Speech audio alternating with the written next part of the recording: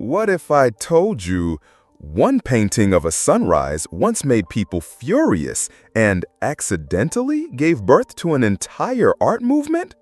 Or that an old man spent decades painting flowers in his backyard over and over again and ended up changing art forever? Sounds dramatic? That's Claude Monet for you. The father of Impressionism, the man who painted light itself and also obsessed over water lilies like they were Pokemon. In this video, we're diving into 10 of Monet's most legendary paintings and the weird, wonderful, and surprisingly emotional stories behind them. From near-death cliff painting to how many haystacks is too many, get ready to see art history like never before. Let's go back to the sunrise, the one that started it all. 1. Impression, Sunrise, 1872. Wait, how can one little sunrise start a whole art movement? Monet painted this in a few hours from a hotel window looking at the port of Le Havre. So what's the big deal? He didn't care about perfect lines or realistic detail. He was painting a feeling, just light, color, mood.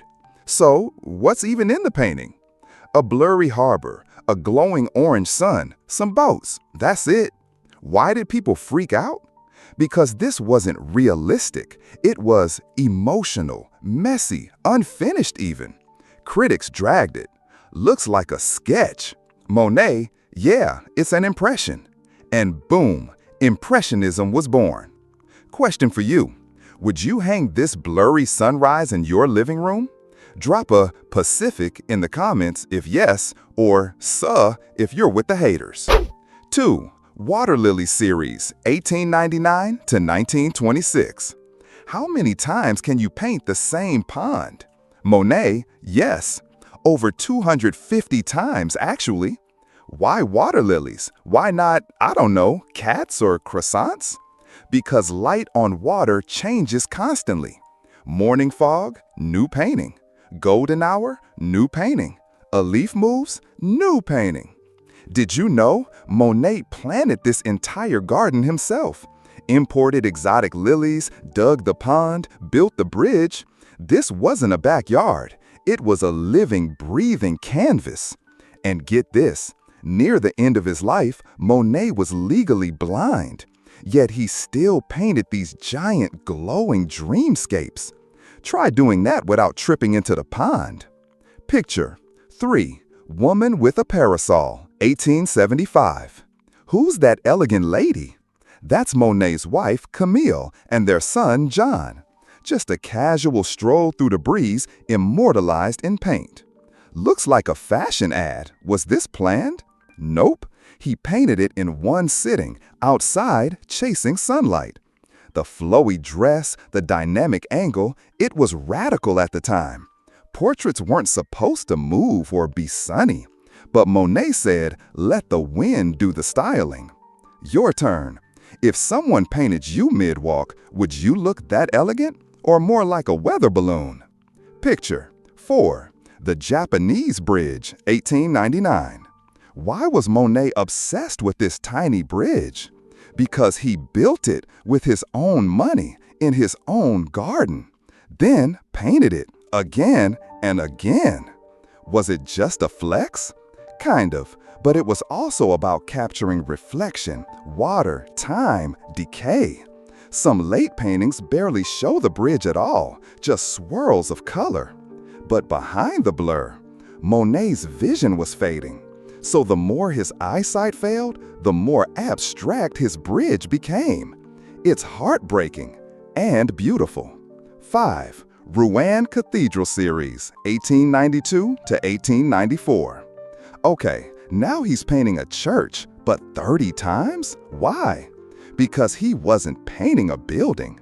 He was painting how light hits the building at 9 a.m., then 12 p.m., then 4:47 p.m. when it's slightly cloudy with a chance of drama.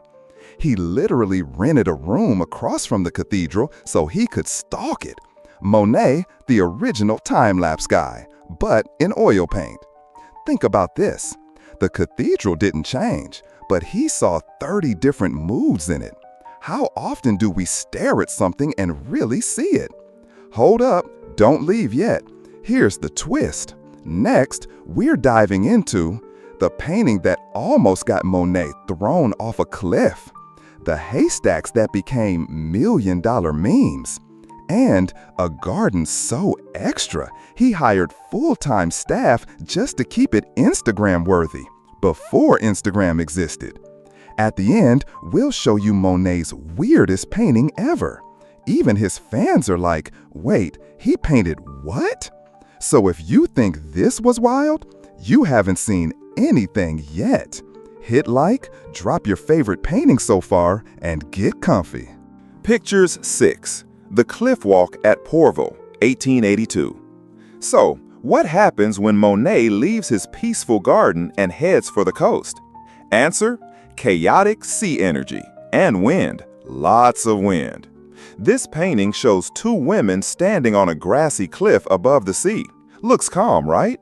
But here's the twist. Monet painted this while actually standing right near that cliff edge. No drone, no zoom lens, just a canvas, an easel, and one strong gust away from disaster. He wanted the perfect perspective and nearly became part of the seascape himself. That's not just plein air, that's borderline parkour.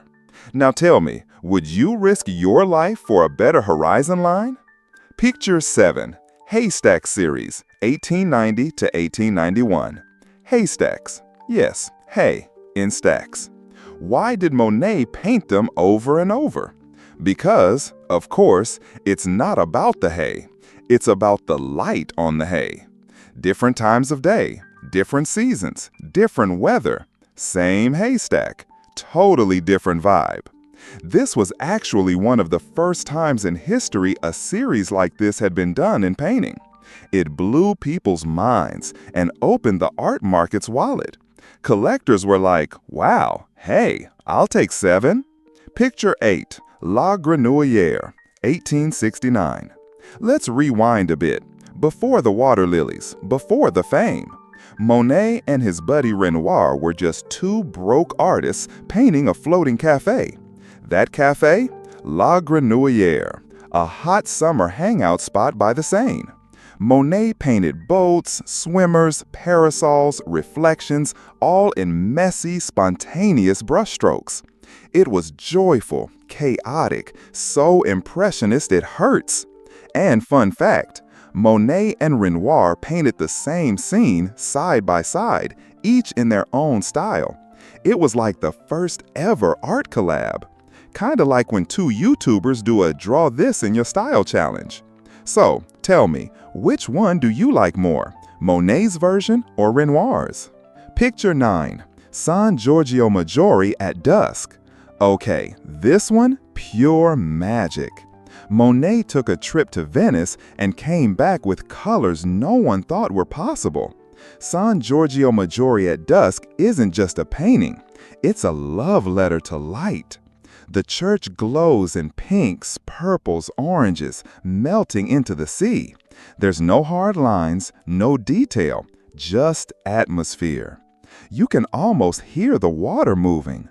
It's like Venice isn't a place, it's a dream. And somehow, Monet painted it. Fun detail, he never painted in Venice, only from a distance, across the lagoon, like he was trying to preserve the mystery. Picture 10, the artist's garden at Giverny, 1900. And finally, the garden that had it all. Color, chaos, control, and a full-time staff of gardeners to keep it looking this perfect. This isn't Monet saw a nice flower. This is Monet designed the flower bed for the painting. He literally grew his compositions. Think about that. He didn't just paint what was in front of him, he built what he wanted to see, and then painted it. It's like being a director, set designer, and cinematographer all at once, but with roses. Honestly, this might be the most meta painting of them all. A garden created by Monet, painted by Monet for us to stare at in awe. So, what have we learned here today? That Monet didn't just paint things, he painted time, light, emotion, seasons, silence, wind. And sometimes, hey, he made the ordinary feel sacred. And he did it with wild brushstrokes, blurred outlines, and an obsession for the unrepeatable. And here's the part you don't want to miss. In the next episode, we'll uncover Monet's weirdest painting ever, the one that confused critics, divided fans, and still makes people say, "Wait, is this finished?" Plus, how one of his paintings literally vanished and was found years later in a museum basement. Yep, that happened. So, drop your favorite Monet painting in the comments or your favorite fun fact.